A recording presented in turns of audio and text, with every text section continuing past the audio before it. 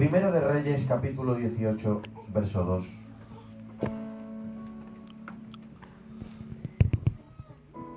Nos relata una parte muy particular y muy emocionante de la historia del pueblo de Dios. En el capítulo 18,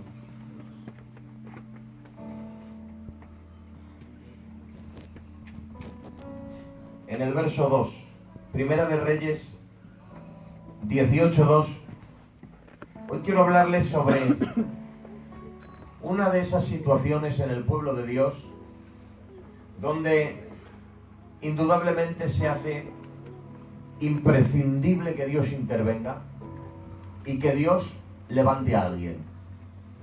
¿Le suena de algo esas situaciones? Hay momentos en la historia del pueblo de Dios, hay momentos de la Iglesia de Jesucristo donde se hace imprescindible y urgente que Dios intervenga y que Dios levante a alguien para cambiar la situación. Y este tipo de situación era la que estaba pasando el pueblo de Israel. En Primera de Reyes 18:2, y la palabra dice: pasados muchos días, verso 1, vino palabra de Jehová a Elías en el tercer año, diciendo: ve, muéstrate acá, y yo haré llover sobre la faz de la tierra. Verso 2, fue pues Elías a mostrarse acá.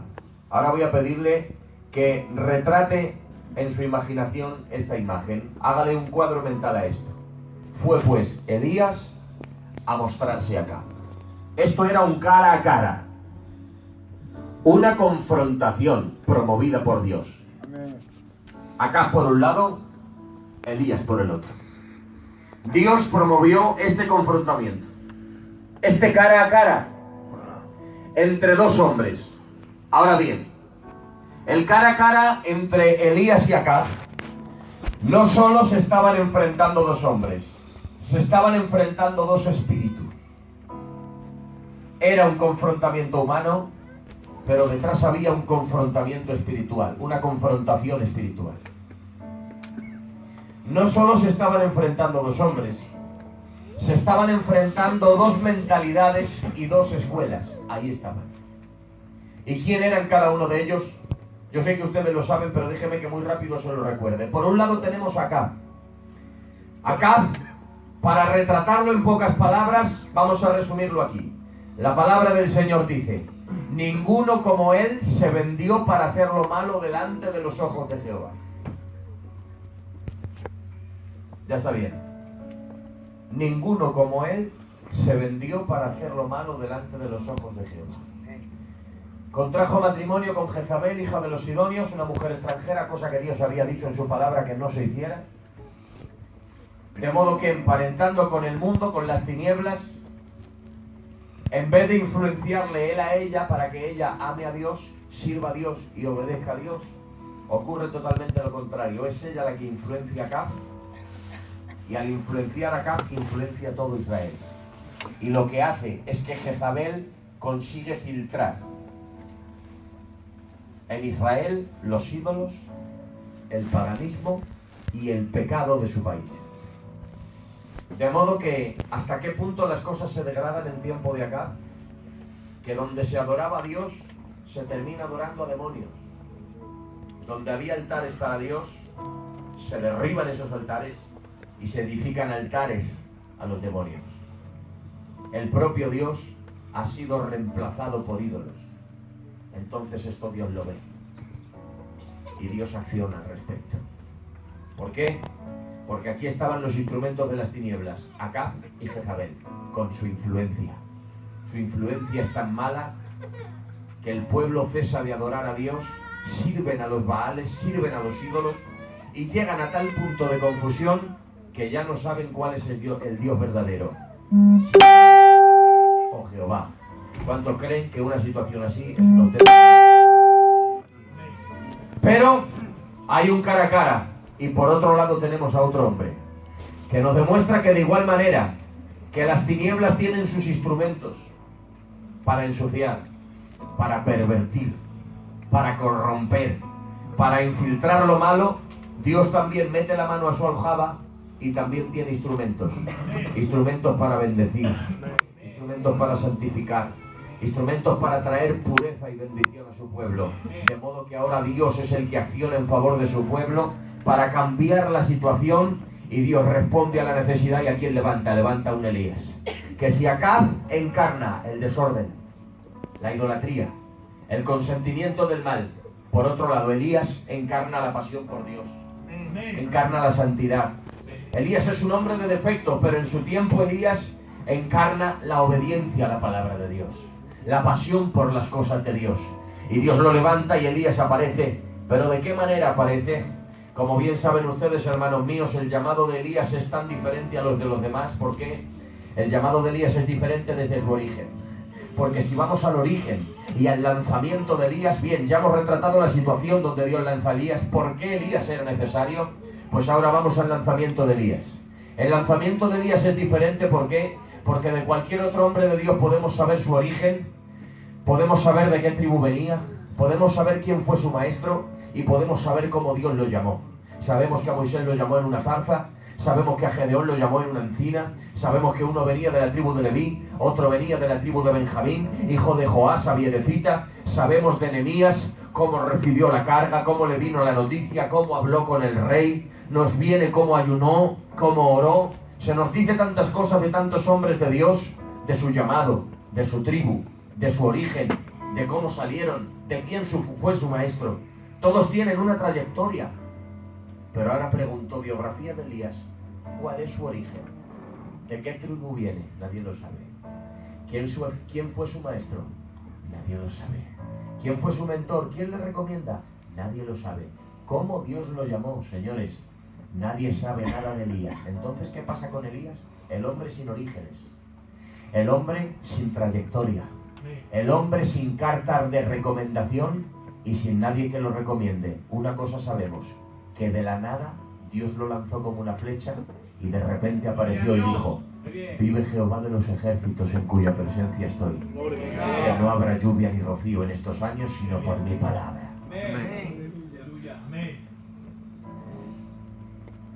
El hombre sin trayectoria, el hombre que nadie sabe su tribu, su maestro ni su llamado, pero de repente aparece y los cielos se cierran. Esa era su carta de presentación, porque no hay mejor carta de presentación que tener el respaldo de Dios. Amén. Ese es el aval. ¿Cuál es el aval de Elías? Que Dios está con él. Amén. ¿Y cuál es su primera señal? Su lanzamiento es repentino, de la nada. Pero ¿cuál es su primera señal? Su primera señal es que los cielos se cierran, la tierra se seca, el campo se para y la economía se para. Porque la lluvia y el campo, entendemos que en esos tiempos, aún más que ahora, es el primer motor de la economía. Si se para la lluvia, se paran los campos. Si se paran los campos, no hay trigo. Si no hay trigo, no hay alimento ni hay sustento. ¿Y por qué esta señal? Ha sido objeto de mucha discusión, siempre ha sido motivo de preguntas. ¿Por qué sale de esta manera Elías y dice de una forma tan segura: sino por mi palabra no habrá lluvia ni rocío? ¿Qué ocurre con Elías? ¿Qué clase de poder misterioso tiene Elías? ¿Qué ocurre? ¿Por qué hace esto? ¿Qué era? ¿Sencillamente una demostración de poder y autoridad? ¿Qué quería Elías? ¿Que viésemos sencillamente que es un hombre de fe? ¿O hay algo detrás de esto? ¿Por qué la primera señal de Elías en su ministerio es cerrar los cielos y que no llueva? Bien, esto no se ha hecho por hacer. Retrocedemos unos cuantos cientos de años y encontramos en el libro de Deuteronomio que Dios había hecho una cláusula ya con su pueblo. Había hecho un pacto de relación con su pueblo. Esto no era una simple demostración de Elías. No era simplemente un alarde de fe o un alarde de poder, porque Elías no podía hacer nada si Dios no le utilizaba. Entonces, ¿esto qué es? Bien, el contrato de Dios con su pueblo decía lo siguiente, libro de Deuteronomio capítulo 28. Dice: acontecerá que si obedecieres la voz de Jehová tu Dios y pusieres en obra sus mandamientos, si le amas con todo el corazón, dice Dios, serás bendito en tu casa, bendito en el campo, bendito en tu entrar, bendito en tu salir. El Señor bendecirá tu pan, tu trigo, tu vino, tu mosto, tu canasta, tu artesa de amasar, lo bendecirá todo lo que tienes. Y dice el Señor, por un camino vendrán contra ti, por 7 caminos huirán de ti. Y dice el Señor, Jehová abrirá los cielos y te dará su buen tesoro. Vendrá lluvia. Bien, esto se ha dicho como las bendiciones en el monte Gerizim, pero también en el monte Ebal había otro varón de Dios diciendo las maldiciones de desobedecer, porque todos necesitamos el monte Gerizim y el monte Ebal. El monte Gerizim que habla de las bendiciones del que obedece, pero en el monte Ebal se avisan las maldiciones, las consecuencias de desobedecer. Todos queremos el monte Gerizim donde se anuncian las bendiciones, pocos quieren el monte Ebal donde se avisan las consecuencias de desobedecer. Pero como Dios es un Dios completo que no deja a nadie a media información, sino que dice toda la verdad. Desde el monte Ebal se estaban proclamando las maldiciones de desobedecer y dice el Señor, acontecerá que si no oyeres la voz de Jehová tu Dios, si no pusieses por obra sus mandamientos, dice el Señor, si te fueses detrás de otros dioses para servirles, Jehová cerrará los cielos y no habrá lluvia. Ahí está. No es una demostración de Elías. Es que Dios había dicho en su palabra. Si me amas, me obedeces y me sirves, hay lluvia. Si no me amas, si no me sirves, si no me obedeces y si dejas que otros ocupen mi lugar, se para la lluvia. Por eso Elías, ¿quién es? Es un técnico que viene con una orden de corte. Y a Israel había que cortarle el agua. Él es el técnico que viene en nombre de la compañía y corta. Tú vas a hablar con el técnico, hombre, ¿por qué me cortas la luz? ¿Por qué me cortas el agua? ¿Por qué me cortas el gas? Y el técnico te dirá, hay una orden de corte, no lo hables conmigo, háblalo con la compañía. Pues esto pasaba con Elías. Elías era el técnico que había efectuado el corte, pero el orden de corte venía de más arriba, venía desde los cielos. ¿Por qué?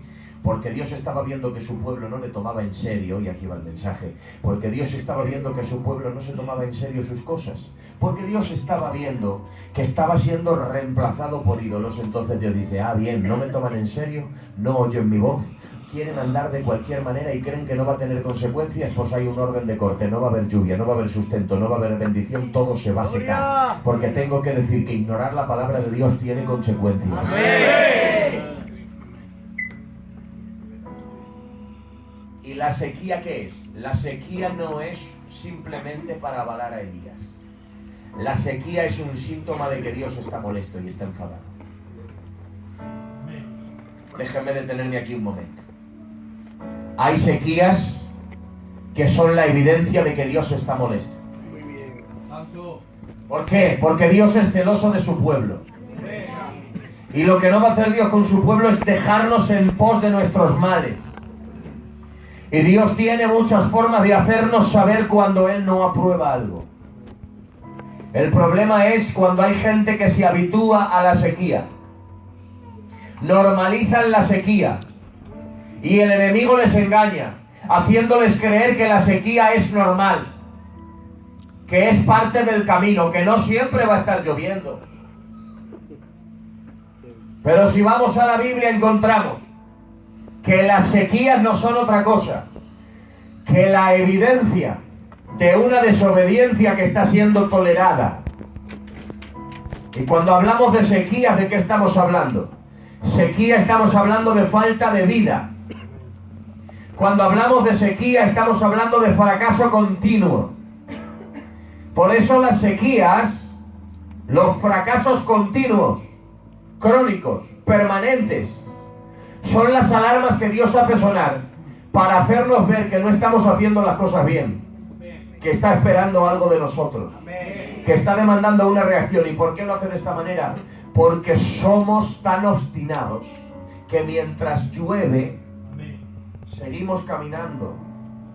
Somos tan obstinados que mientras las cosas van bien, mientras no somos golpeados en algún área, seguimos caminando y decimos, bueno, no pasa nada, que todavía el carro va marchando, que todavía todo va bien. Bueno, si Dios no me ha cortado los suministros, debe de ser de que tan descontento no estará conmigo.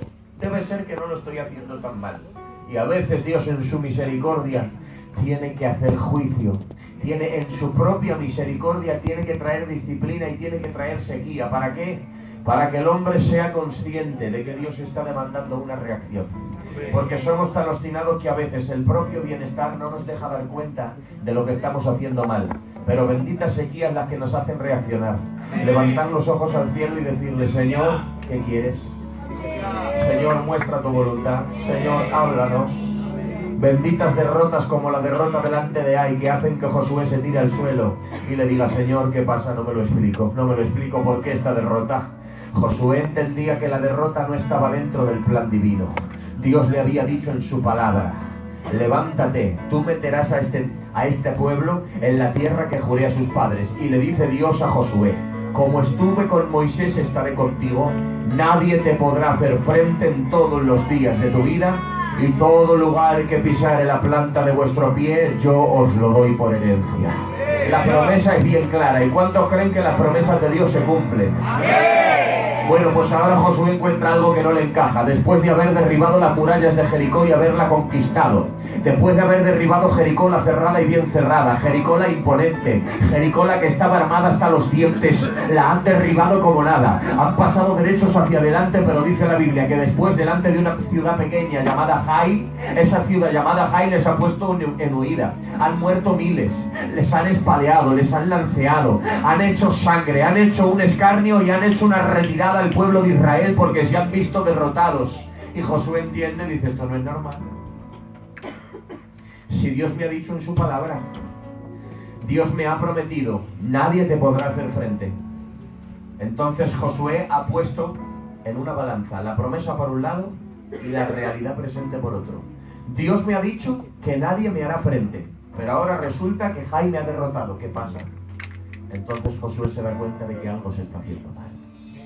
Lo que no iba a hacer Josué era normalizar la derrota y hacer como que no pasaba nada. Unas veces se gana y otras se pierde. No. Dios me ha dicho que nadie me podría hacer frente. Si aquí nos han derrotado es porque alguien ha hecho algo mal. Por eso Josué se tira al suelo y se humilla. Gloria a Dios por los siervos que se humillan delante de él. Gloria a Dios por los jairos que se humillan para que la niña resucite. Porque de siervos erguidos nacen iglesias muertas, pero de siervos humillados nacen niñas que resucitan y pueblos que prosperan. Josué se tira al suelo y clava la frente en el suelo de bruces y le dice: Señor, después de una gran victoria contra Jericó, ¿qué ha pasado? Dime qué pasa. Y Dios le habla: Josué, has hecho bien en preguntarme, porque escucha lo que digo. Hay anatema en el campamento.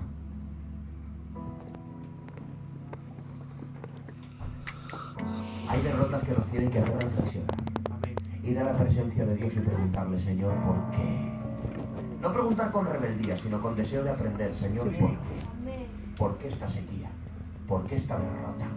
¿Por qué esta ausencia de gloria? Tengo que decir, donde Dios no se manifiesta porque hay pecado. No hay otra.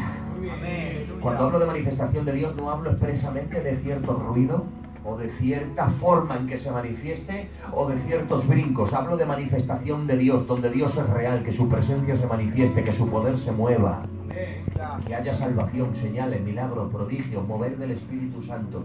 Donde Dios no se manifiesta es porque Dios ha cerrado el grifo, porque Satanás no tiene poder para detener un mover de Dios.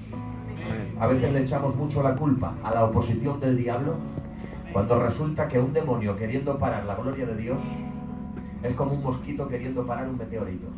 Es imposible. No hay demonio, no hay brujo, no hay hechicero, no hay santero, no hay satanista que pueda detener la gloria y el poder de Dios. Luego entonces, donde Dios no se mueve, ¿por qué es? No es porque el diablo lo para, porque el diablo no puede ni mucho menos parar a Dios, ni tampoco.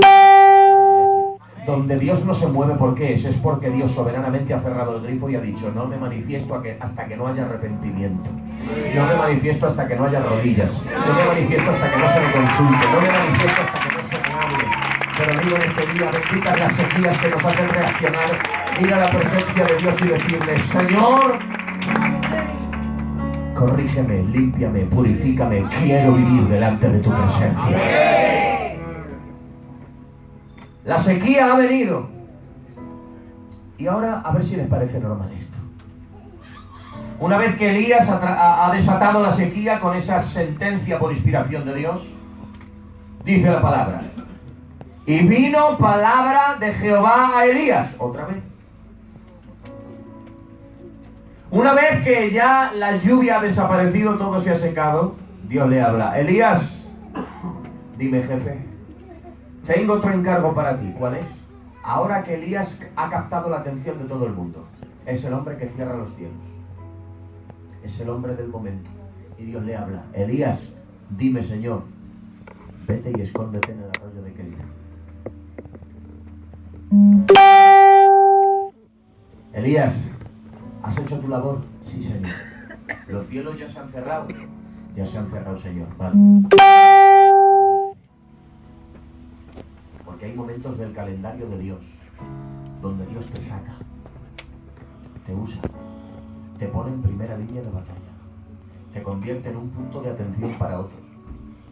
Pero de momento, de una hoja a otra del calendario, de momento de estar Dios usándote, promocionándote, poniéndote como punto de atención, de momento, como Elías te habla y te dice, ahora escóndete. Benditos los hombres y mujeres de Dios que saben entender el calendario divino. Aleluya. Y saben salir cuando Dios les saca y esconderse cuando Dios les esconde. ¿Qué es lo que me enseña aquí Elías? Que siendo tan de Dios para hacer tantos milagros, señales y prodigios, Elías no se había enamorado de la promoción. Elías amaba a Dios y amaba su voluntad. El que se enamora de la promoción solo se mantiene cuando Dios le tiene en primera fila.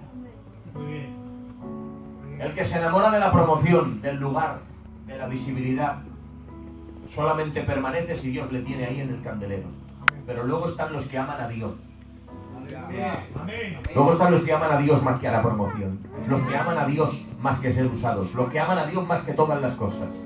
Y los que le aman realmente, cuando Dios les saca, dicen, adelante, Señor, salgo.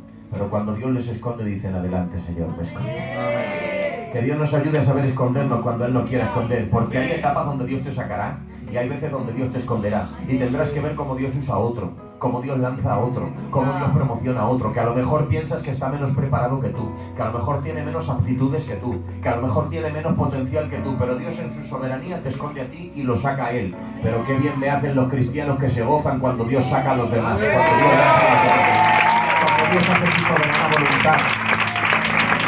¿Por qué? Para los que se esconden, Dios tiene un regalo. ¿Me dejan que se lo comparta? Amén. Dios tiene un regalo. Le dice Elías, escóndete y beberás del arroyo. Amén. Toma ya. ¿No te parece extraño esto? Sí. ¿Qué había dicho Elías? Que los cielos se cerraran. De modo que no hay lluvia. Y cuando no hay lluvia viene la sequía. Pero aquí vemos que Dios le dice, vete y beberás del arroyo. Es decir, en tiempo de sequía, Elías había encontrado un arroyo. ¿Por qué? En tiempo de sequía, el único que te puede hacer encontrar el arroyo es Dios. Amén. ¿Y dónde estaba el arroyo? Escondido. Porque hay un arroyo del que solo pueden beber los que se esconden en la presencia de Dios.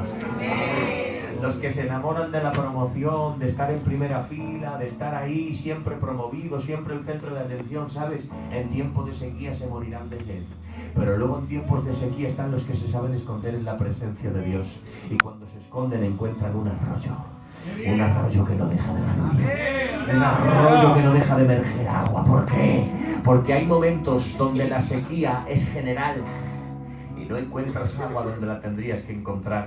Pero aún en tiempos de sequía tengo que decir, para el que de verdad quiera beber, por mucha decadencia que haya, por muy mal que estuviera la obra, por mucho que se secara el suministro de gloria en las iglesias, en las zonas, en los coros, en los lugares, donde fuese, por muy mal que estuviese la obra en general, para todo el que quiera beber, siempre habrá un escondite donde seguirá cayendo agua. Ese escondite está escondido en la presencia de Dios, porque hay un arroyo del que solo beben los que se esconden en su presencia, dijo el Maestro, que nunca miente ni se equivoca. Cuando ores, entra en tu aposento y cerrada la puerta, ora a tu Padre que está en lo secreto. Amén. Y tu Padre que ve en lo secreto, oh, aleluya, ahí está el manantial que nunca se agota. Cuando no cabemos en la iglesia y cuando vienen el puñado de los 4 fieles de siempre. Cuando hay un pastor usado por Dios por todo lo alto, ungido, y cuando hay un pastor al que nadie traga.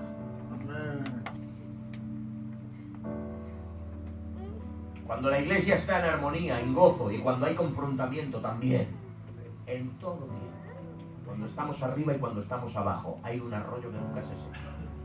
El arroyo de la intimidad, a puerta cerrada con Dios. Ese arroyo hará que por mucha sequía que haya, tú nunca mueras de sed. Pregunto, ¿cuántos quieren al arroyo del agua limpia y viva de Dios? Elías se ha escondido y ha estado bebiendo del arroyo. Y además de que bebe del arroyo, le dice Dios: los cuervos te traerán pan y carne por la mañana y pan y carne por la tarde. Esto es algo completamente milagroso. Los cuervos, hambrientos, esmayados, de naturaleza carroñera, que están deseando ver algo de carne para comérsela. Y Dios lo que hace es que anula su instinto. Anula su instinto carroñero para que cuando cogen la carne, en vez de comérsela, se la lleven al profeta. Porque cuando Dios te quiere en un lugar, de la forma que sea, te sustentará. No me preguntes cómo lo hace, pero si te quiere en un lugar, te sustenta como sea. Los cuervos le vienen, son los camareros que le vienen trayendo el servicio de catering al profeta. Pan y carne por la mañana, pan y carne por la tarde y agua del arroyo. Gloria al nombre del Señor. 6 meses, 1 año, año y medio, 2 años, 2 años y medio. Y ahí está escondido. Pan y carne por la mañana, pan y carne por la tarde.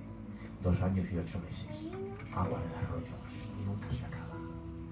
Hasta que dice la Biblia, pasados muchos días, al 3er año, vino palabra de Jehová. Otra vez Dios le habla. Después de 3 años sin encargarle nada.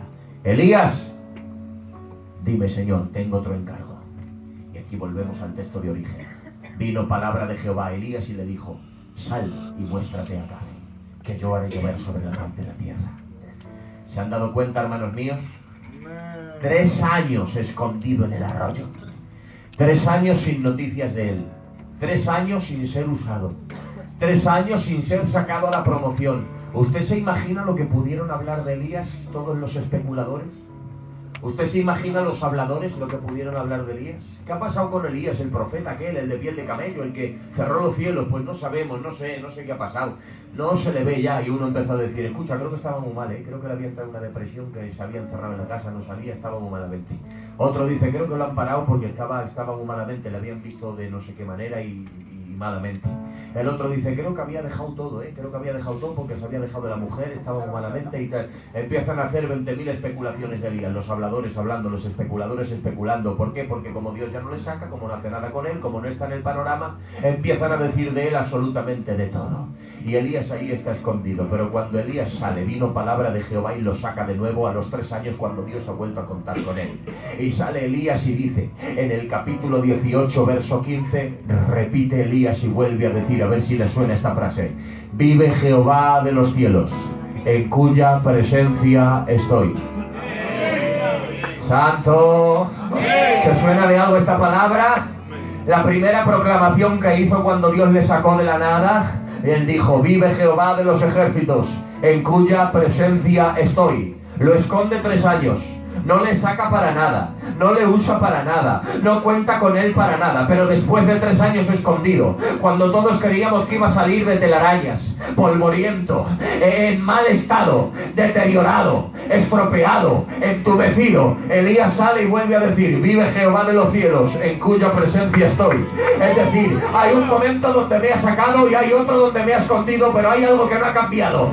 Es que cuando me saca y cuando me esconde, sigo estando en su presencia. Sigo estando en su presencia. Sigo estando en su presencia.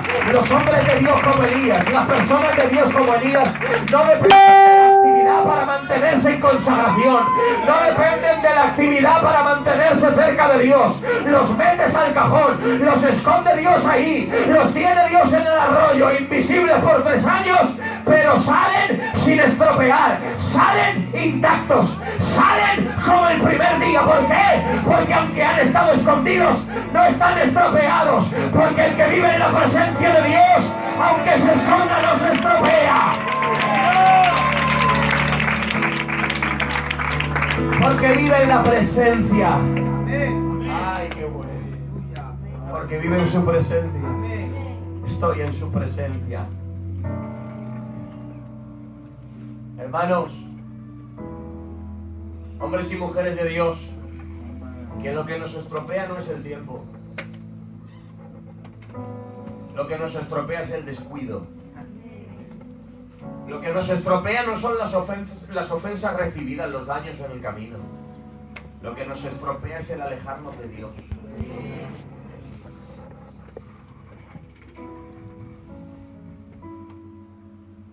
Pero cuando alguien ha entendido dónde está su fuente, ay Dios mío, siento a Dios. Cuando alguien ha entendido dónde está su origen, pase lo que pase, no le va a desenraizar de su lugar, porque por encima de todo no vive en una situación, vive en la presencia de Dios. Hoy te animo, hombre y mujer de Dios, vive en su presencia, mantente en su presencia, no negocies por nada tu relación con Él, no dejes que nada te distancie de Él. Lo que más cuides en esta vida, lo que guardes de una forma más preciada, que sea tu intimidad con Dios, el vivir en su santa y divina presencia. No negocies tu relación con Él por nada, no aceptes el trato, porque cuando tienes tu rincón con Dios, cuando tienes el escondite donde cae el arroyo, pasen los años que pasen, no te estropean. Te haga el mundo o el enemigo lo que te haga, no te estropea. Te hagan los hombres el daño que te hagan, no te estropean. Porque te mantienes en un lugar que está por encima del tiempo. El que vive en la presencia, el tiempo no le envejece porque se alimenta de la eternidad. Vivir conectado a Dios es vivir conectado a la eternidad. Por eso el maná lo sacabas de su lugar, lo ponías en una olla, lo dejabas en el campamento y la Biblia dice que al otro día, 24 horas después, estaba podrido. Escucha, en 24 horas el maná se había podrido si lo dejabas en el campamento, si lo dejabas en una olla. Pero la palabra del Señor dice, a ver si es normal esto, el autor de Hebreos dice, en el arca de Dios, allí donde reposaba su presencia, dice, había la tabla de la ley, la vara de Aarón que reverdeció y el maná. 10 años no se corrompe, 20 años no se pudre, 50 años no se pudre, 200 años no se pudre. El que se podría en 24 horas en el campamento, pasan siglos por él y en el arca no se corrompe. Porque lo que el campamento corrompe, la presencia lo mantiene. Tú decides si solo te alimentas del campamento o te metes al arca. El que solamente se mantiene del campamento, en 24 horas estará podrido. Pero el que vive en el arca, el que se acerca a la presencia de Dios, te aseguro que vengan ríos, vientos, tempestades, años, momentos malos y momentos buenos, no se estropean. Y podrá decir, vive Jehová de los cielos en cuya presencia estoy. Hermanos, me quedo como a la mitad del mensaje, pero quiero hacer un uso prudente del tiempo, no quiero darles mucho la noche. Pero miren, hermanos míos, termino diciendo que cuando Elías ha salido y ha dicho, vive Jehová de los cielos en cuya presencia estoy, que me tengo que ver con Acab. Entonces le llaman a Acab y le dicen, Acab, Elías quiere hablar contigo. Y entonces se produce el cara a cara, volvemos al origen, a lo que habíamos citado al principio. Cara a cara, Elías y Acab. Acab y Elías, el hombre de la idolatría y el hombre de la santidad. El hombre de la decadencia y el hombre del avivamiento se ven cara a cara. Cuando se ven cara a cara le dice a Acab, ¿eres tú el que turba a Israel?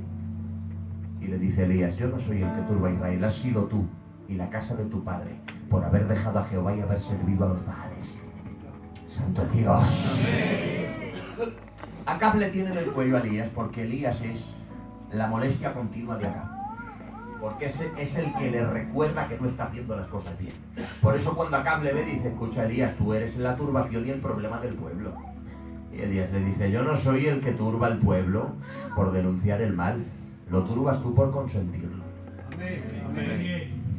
¿Por qué? Claro, Elías se levanta en un celo de Dios porque las cosas delante de Dios se hagan bien, pero se gana la fama de ser el que turba el pueblo. Ya me entienden ustedes.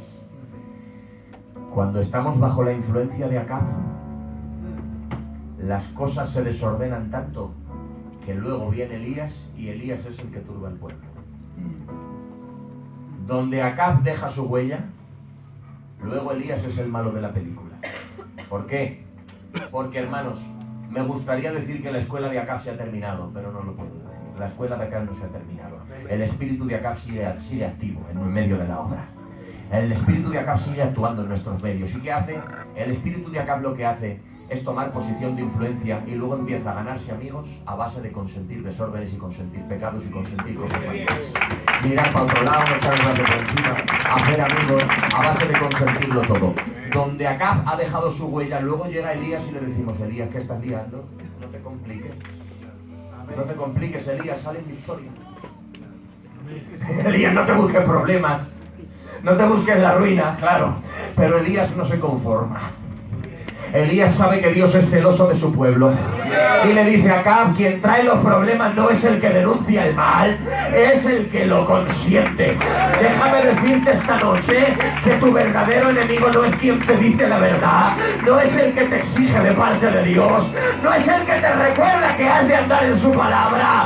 Precisamente el que te consiente, el que te pasa la mano, el que no te dice la verdad, ese es el que te está buscando la ruina. Pero quien te dice la verdad y quien te dice obedezcamos a Dios, esos no son el problema, son el remedio, son el avivamiento. Por eso Acab le dice a Elías, y ya termino: Elías, ¿y cómo sabemos que esto no es una locura que te ha dado a ti? Que te ha llamado Dios de verdad. Y Elías dice: muy fácil, congrégame a todo el pueblo en el monte Carmelo y trae a los profetas de Baal y a los de Asera que comen de la mesa de Jezabel. Vamos a poner 2 altares, poner la leña y la víctima, pero que nadie ponga más nada. Y el Dios que responda por fuego, ese es Dios. No es cualquier señal la que ha puesto Elías, que es que hay señales, yo suelo decir que hay señales que si no salen se pueden disimular. Es que hay según qué oración que yo haga, si no sale, la puedo disimular. A ver, levántate y anda. No te levantas, no andas, es que no tienes fe. He salido del paso. O levántate y anda. Se levanta, se cae. Bueno, es poco a poco, milagro progresivo. Está andando poquito a poco. ¿Te das cuenta? Porque si no sale, puedo coger la tangente y tener un recurso. Yo puedo hacer así y decir: a ver, que Dios me ha hablado. Aquí hay un hombre que se llama Antonio, por ejemplo. Claro, lo más fácil que haya algún Antonio, porque junto con José y Manuel es uno de los nombres más comunes de España. Es el nombre más común de España. Ya por estadística, entre 50 y 100 personas tiene que haber algún Antonio. Pero al margen de eso, esto no es un ataque a lo profético, Dios me libre, que creo de todo corazón en el don, en el ministerio profético y en la palabra de Dios. Es a modo de ejemplo. Que hay cosas que si no salen, las puedo disimular. Aquí hay un Antonio. Y resulta que si no hay, digo, bueno, alguien que tenga un familiar que se llame Antonio. Bueno, pero aquí ¿qué pasa con Elías? Lo de Elías no puede tener un recurso. ¿Sale o no sale? Porque Elías se ha puesto así, ha dicho: el Dios que traiga fuego del cielo es el Dios. Esto sale o no sale. O es la ruina de Elías o la mayor gloria de Elías. Pero poderse disimular, no se va a poder disimular ni imitar. Si lo hace Dios. Amén. Y cómo me gustan, hermanos, y cuánto bien me hacen las operaciones genuinas de Dios que no se pueden disimular, que si las hace Dios de verdad. Amén. Por eso Elías dice: hermanos, el Dios que responda por fuego, ese es Dios. Ya conocen ustedes la historia. Lo primero que hace Elías: pasen ustedes primero. ¿Quién? Los de Baal y los de Asera. Elías, ¿cómo es posible que dejes primero a las tinieblas y después tú? O sea, dejas primero a los falsos y que después pase el verdadero. Y Elías te podía decir: tranquilo, que el lugar en que aparezca no determina la importancia que tengo. Mi afán no es ir primero, sencillamente es tener resultado de Dios. Pero ¿qué ocurre? El que no tiene identidad, precisamente necesita estar delante para sentirse alguien. El que no sabe quién es, precisamente es el complejo el que hace ir dando codazos para ponerme en primera fila. Pero el que tiene identidad y sabe quién es, no le importa ir en primero, segundo, tercer lugar. Lo que quiere es estar donde Dios le ponga. Al propio Cristo no le importa que le llamen segundo Adán. Porque el hecho de ser segundo Adán no es que sea menos importante. El primer Adán lo estropeó todo, el segundo lo arregló todo. Al propio Cristo no le importó ir después de Juan el Bautista. Primero sale Juan el Bautista y después sale él. ¿Por qué? Sencillamente, aunque vaya en segundo lugar, es que primero sale el telonero y luego sale el protagonista. Pero a Cristo nunca le importó ir primero, ir segundo, ir tercero. No le importó aparecer en el horno de fuego y aparecer sin nombre, sin que nadie lo pudiese nombrar. Aparece como el cuarto, sabemos el nombre de Sadrach, Mesach y Abednego, pero a él nadie le nombró. No le importó, porque lo que él había ido al horno era a guardar a sus amigos y punto. No le importó que se le nombrara, aparecer cuarto ni aparecer primero. Precisamente él nos ha dado ejemplo de que lo que importa no es en qué lugar aparezcas, es el resultado de Dios que se tenga. Por eso Elías dice, yo no quiero ir primero, yo sencillamente quiero ir donde Dios me ponga. Por eso pasen ustedes, que la carne va primero y el espíritu después. Pasen, adelante. Y ya saben ustedes, conocen ustedes la historia. Pasan los siervos de Baal y se empiezan a esgañotar, a dar el palizón del siglo. Baal responde, Baal responde, Baal responde. Hasta que ya no pueden más, ya se van cayendo. Baal responde. Cuando ya no pueden hacer más nada, se empiezan a herir, a cortar con cuchillos, a derramar sangre. Baal responde para llamar la atención de Baal. ¿Por qué? Porque como bien saben, en las ciencias ocultas el mayor grado de manifestación diabólica es cuando se hacen ritos de sangre. Por eso lo que hacen ellos es intentar provocar sangre para llegar al mayor grado de emulsión diabólica, para que Satanás haga un... traiga fuego. Y ahora pregunto, hermanos míos, aquí hay maestros de la palabra, ancianos y gente formada que me pueden corregir. ¿Acaso Satanás no puede hacer una señal engañosa? ¿No dice Apocalipsis 13 que el falso profeta hace caer fuego del cielo? Entonces, ¿aquí cuál fue el problema? El problema de Baal y los demonios que había detrás de él no era falta de poder, porque Satanás tiene poder para hacer una señal engañosa. Aquí el asunto no era de poder, sino de autoridad. ¿Por qué? Porque aunque los demonios tienen poder para hacer una señal engañosa, mientras Elías tuviese los pies en el monte Carmelo, allí no había un demonio que hiciese ninguna señal. Porque aunque tienen poder, pero el hombre de Dios allí era la autoridad. Déjame decirte en esta noche que Dios te ha dado autoridad. Y donde la iglesia pisa no hay demonio que pueda hacer su trabajo, porque Él nos ha dado autoridad. Por eso Baal no pudo hacer nada, estaba atado de pies y manos. Y cuando ya se han dado el palizón del siglo, ensangrentados, heridos, se retiran. No pasa nada. Horas y horas. Llega Elías, turno de Elías. ¿Cuántos van con Baal y con Asera? 900. Y con Dios, 1. Porque precisamente el que sabe que no tiene respaldo verdadero siempre se va buscando socios, colegas y compadres. ¡Qué bien! Son como las pirañas, inofensivos de uno en uno, pero peligrosos en manada. Pero luego están los Elías, que entienden que uno con Dios es mayor. Elías, ¿tú a quién te traes? A nadie, vengo yo con Dios.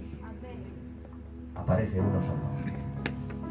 Y en vez de gritar, saltar y herirse como han hecho los profetas de Baal, Elías, con toda la paz del mundo, dice: Jehová, Dios de los cielos, sea manifiesto hoy que tú eres Dios, que yo soy tu siervo, y que por mandato tuyo he hecho todas estas cosas.